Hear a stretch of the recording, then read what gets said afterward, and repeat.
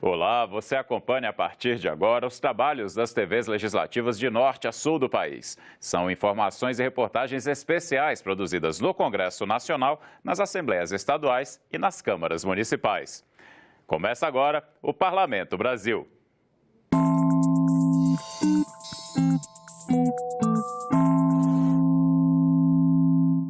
A Assembleia de Minas Gerais lidera um movimento para o acerto de contas entre a União e o Estado. Os parlamentares defendem o recebimento de 135 bilhões de reais. Essas seriam as perdas de arrecadação de Minas por causa da Lei Candir, de 1996, que isentou as exportações de cobranças de ICMS. Por outro lado, Minas deve à União em torno de 87 bilhões de reais. E o governo mineiro quer a interrupção imediata do pagamento dessa dívida dentro desse acerto de contas. Confira na reportagem de Joanita Gontijo, da TV Assembleia de Minas Gerais. Na guerra para equilibrar as contas públicas, os gestores estaduais enfrentam um inimigo que parece invencível: a dívida com a União. Só Minas Gerais deve mais de 87 bilhões de reais. Tudo começou em 1998, quando o Tesouro Nacional assumiu débitos dos estados com o mercado financeiro e parcelou a dívida. O contrato previa índices de correção que aumentaram mais de 6 vezes o montante inicial da dívida. O índice que foi colocado naquela época dos estados era IGPDI, um índice que sabia que estava congelado, que ele ia explodir, por causa que ele tem na cesta de composição dele o dólar. Minas já está devendo, ela começou essa dívida com 14, pouco mais de 14 bilhões, já pagou religiosamente esse período todo mais de 40 bilhões, ainda deve 88. É tão leonino esse contrato que soma 5 a 6 bi na conta do estado anual. Esse contrato já foi repactuado pelo menos 3 vezes, mas o pagamento dos juros compromete cada vez mais o orçamento dos estados. A possível solução para o impasse veio com uma decisão do Supremo Tribunal Federal ao julgar uma ação direta de inconstitucionalidade. O STF concordou com o argumento dos estados devedores de que, num acerto de contas entre o Tesouro Nacional e os cofres estaduais, quem deve é a União. Com esse entendimento legal, Minas Gerais passou de devedor para credor do Tesouro Nacional. Para entender o crédito de Minas com a União, também é preciso voltar no tempo. Em 1996, uma lei federal desonerou a exportação de bens primários. De acordo com a chamada Lei Candir, os estados deixariam de receber ICMS sobre produtos como arroz, feijão, café, trigo, soja e todos os minerais enviados para fora do país. A estratégia visava incentivar a economia e a União deveria compensar as perdas financeiras dos estados com transferências temporárias, mas isso não ocorreu como previsto. Foram 2 décadas de prejuízos. Pelas contas do governo, Minas Gerais, que é o principal produtor de café e minério de ferro, exportou mais de 20 bilhões de dólares sem arrecadar ICMS. As perdas tributárias chegam a 135 bilhões de reais. Parte deste valor, 33 bilhões, deveria ter sido repassada para os municípios exportadores de bens primários. O entendimento do STF dá esperança não só a essas cidades, mas às prefeituras de todo o estado. A saúde financeira do estado reflete diretamente na vida dos municípios. Municípios hoje com menos de 12 mil habitantes no estado estão gastando em média 8% da sua receita para cobrir despesas de serviços que seriam responsabilidade do estado e que os municípios estão tendo que arcar com isso. O STF deu prazo de 1 ano para o Congresso Nacional definir como será feita essa compensação aos estados. Caso contrário, o Tribunal de Contas da União é quem vai tratar do assunto. Só que para o TCU não foi definido nenhum prazo, motivo que torna fundamental a mobilização de estados, municípios e população para que esse acerto de contas aconteça de fato.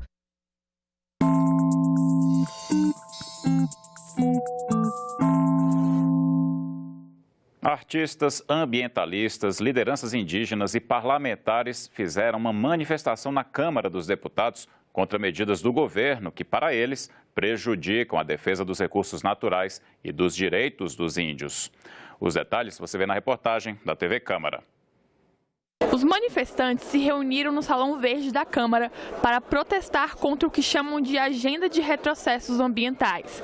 O movimento começou com um decreto do governo que libera a exploração de minérios na Reserva Nacional do Cobre e associados à Renca. Mas o documento que entregaram na Câmara, além de pedir a revogação do decreto da Renca, condena também a diminuição da área de outras reservas naturais, a votação de mudanças no licenciamento ambiental e na demarcação de terras indígenas e quilombolas. Também são questionadas a liberação do uso de defensivos agrícolas hoje proibidos, a venda de terras a estrangeiros e a regularização de áreas rurais ocupadas de forma irregular.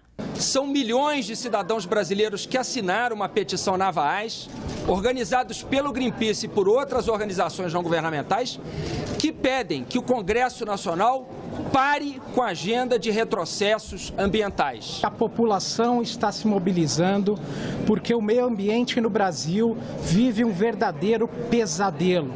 Estão querendo flexibilizar a legislação dos agrotóxicos, do licenciamento ambiental. Estão acabando com unidades de conservação, com territórios quilombolas, com terras indígenas. Me trouxe uma tristeza muito grande para meu povo, para minha comunidade, porque a gente vive na terra indígena, porque nós cuidamos bem dela. Os artistas que apoiam o movimento se revezaram na leitura do manifesto, que obteve mais de 1,5 milhão de assinaturas pela internet. Com a Amazônia não se brinca, porque depois da mineração é deserto.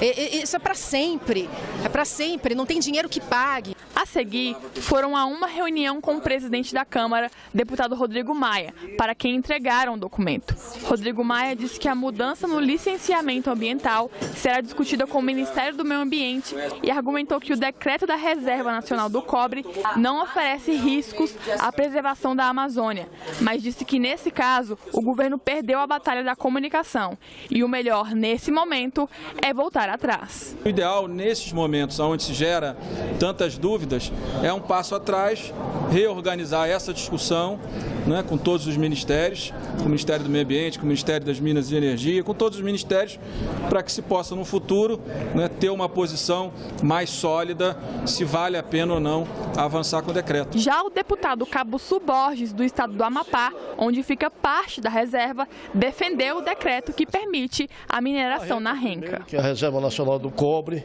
é uma reserva não ambiental, é uma reserva mineral. Eu acredito que a Renca é uma riqueza que a gente pode sim explorar de forma consciente, de forma responsável, obedecendo toda a legislação ambiental.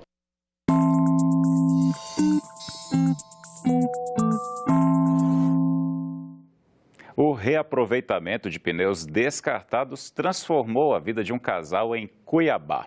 Criatividade que fez da reciclagem a principal fonte de renda deles. Um deputado estadual apresentou 2 projetos que podem diminuir ainda mais o descarte dos pneus no estado. Confira na reportagem da TV Assembleia do Mato Grosso. Móveis, utensílios domésticos, fossa séptica e até obra de arte. Nas mãos da Jane e do Adão, os pneus descartados nas ruas ganham uma infinidade de usos. Porque a gente passava na beira da rua e via pneu cheio de água, e pernilongo, e muita coisa, né? E aí aquilo a gente foi martelando na mente da gente. O que a gente ia fazer com aquele tanto de pneu jogado na beira da rua?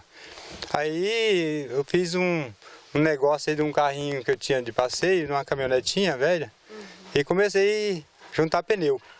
Aí fui juntando, inclusive eu enchi um barracão de pneu ali em cima ali, e eu falei, meu Deus, agora onde eu vou esse tanto de pneu, o que eu vou fazer? Aí eu veio as invenções. Né? O pneu radial não tem descarte, não tem como você aproveitar ele para nada.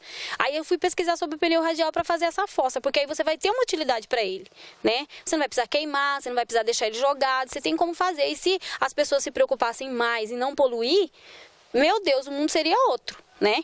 Então, por que não reaproveitar? Aí eu fui pesquisar sobre esse pneu e achei a fossa, que foi a única coisa que eu achei para fazer com ele. Parece uma mágica. Você pegar uma água que vai contaminar, né? O lençol freático aí vai contaminar muitos e muitos litros de água e você vai fazer a limpeza nela, dentro da fossa mesmo, e não vai ter cheiro, e não vai ter entupimento, e vai sair uma água limpa. você pode até molhar as plantas. Com a quantidade de pneus espalhados pela cidade, o casal de artesãos fizeram da reciclagem a principal fonte de renda. A lateral do pneu dá de fazer manilha, dá de tirar a correia também para fazer a cadeira.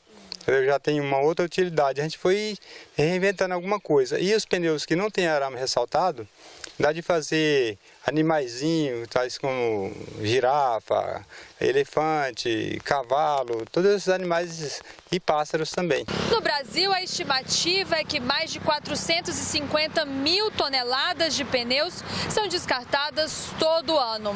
Isso equivale a cerca de 90 milhões de unidades desses pneus utilizados em carros de passeio.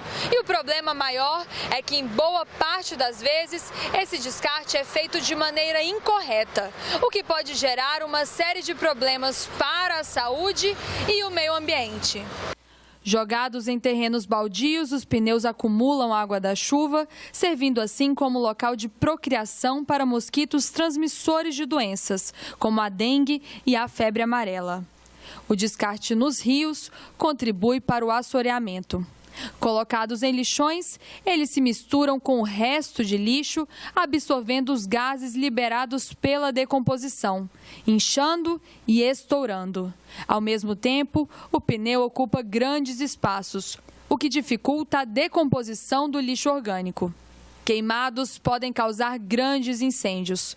Cada pneu é capaz de ficar em combustão por mais de um mês, liberando mais de 10 litros de óleo, o que contamina a água do solo e aumenta a poluição do ar. Quando queimado, o pneu também libera componentes químicos pesados e poluentes classificados entre os mais tóxicos. O correto é deixar nos pontos onde comprou o produto novo. Deixou lá, aquele lojista vai saber destinar o pneu para uma reformadora ou mesmo para a recicladora que vai triturar ele e vai mandar para uma fábrica de cimento, uma fábrica que vai fazer a queima desse produto. Dentre todos os danos causados pelo descarte inadequado dos pneus, os mais nocivos para o meio ambiente são fruto da queima incorreta. Por isso, o deputado Vanclay Carvalho apresentou um projeto de lei que proíbe a queima dos pneus sem o uso de sistemas de filtragem. Eles devem retirar no mínimo 90% dos gases e demais resíduos poluentes liberados no processo de combustão. Ainda com o objetivo de criar alternativas para o reaproveitamento dos pneus, o deputado apresentou o projeto que determina a priorização pelo governo do estado da massa asfáltica produzida com borracha de pneus inservíveis. Utilizando o derivado de borracha do pneu na massa asfáltica, você vai obter um asfalto de maior qualidade. Bem maior resistência, uma aderência melhor, uma permeabilização da massa asfáltica maior. O presidente do Sindirecicle ainda destaca: para reduzir mais o volume de pneus descartados, o ideal é desenvolver uma cultura de reforma do pneu, para que ele fique rodando mais tempo nas ruas. Pneus de aviões, que são os pneus que a gente está utilizando em aviões de grande porte, são reformados 3, 4 vezes. Então, o pneu de passeio também pode ser reformado, ele vai ficar com a mesma qualidade de um pneu novo, ele vai dar a mesma durabilidade, a mesma segurança, certificado pelos órgãos certificadores. De acordo com Fabrício Margreiter, um pneu pode ser reformado até 3 vezes. E só aí entra o seu uso para massa asfáltica, queima nas cimenteiras ou as 1001 ideias desenvolvidas pela Jane e o Adão. Pneu, não era para ser rodado em carro, né? Era para fazer coisas interessantes, igual a gente vai descobrindo ainda. Quer descobrir mais coisas ainda. A gente quer descobrir para não perder nada mesmo. O programa de hoje fica por aqui. Se você quiser rever as reportagens apresentadas, é só acessar a nossa página, senado.leg.br/TV. Obrigado pela companhia. Eu espero você no próximo Parlamento Brasil. Até lá!